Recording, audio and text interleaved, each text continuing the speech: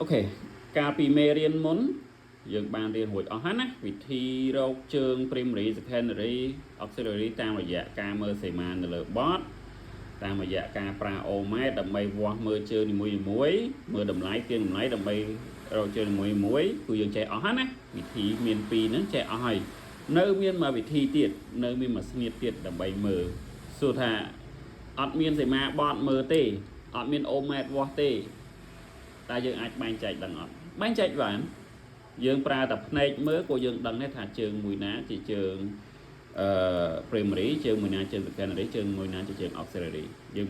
មើលដឹងណាមានមួយវិធីទៀតអញ្ចឹងនិយាយដល់មេរៀននេះហើយយើងមាន3វិធីដើម្បីមើលទី1មើល bot ទី2យក omet វាស់ទី3មើលនឹងភ្នែកក៏យើងមើលដឹងដែរគឺយើងមានវិធីមើលហើយជាងបើសិនជាចេះតែមួយស្នៀត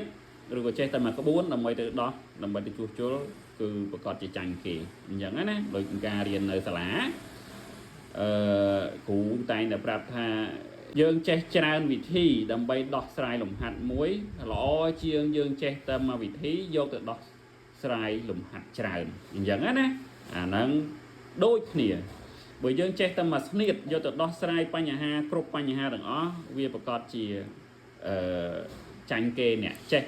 ច្រើនស្នៀតដើម្បីដោះតែបញ្ហាមួយហ្នឹងណាបានន័យថាពេលខ្លះយើងមានបតមើលទៅយើងមើលបតទៅ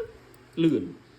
ពេលខ្លះយើងអត់មានបតមើលតែយើងមានអូម៉ាតយើងប្រើអូម៉ាតមកវាស់ទៅលឿនតែពេលខ្លះយើងអត់មានទាំងពីរអត់មានបតផងអត់មានអូម៉ាតផងយើងមើលមិនយើងមើលផ្នែកក៏យើងមើលដឹងដែរនៅលើ transformer គឺយើងអាចមើលដឹងថាតើមួយណាជាជើង primary មួយណា secondary មួយណា auxiliary លក្ខណៈអញ្ចឹងណាអូខេវិធីហ្នឹងខ្ញុំនឹងនិយាយនៅក្នុងមេរៀនបន្ទាប់អរគុណជួបគ្នានៅវីដេអូក្រោយ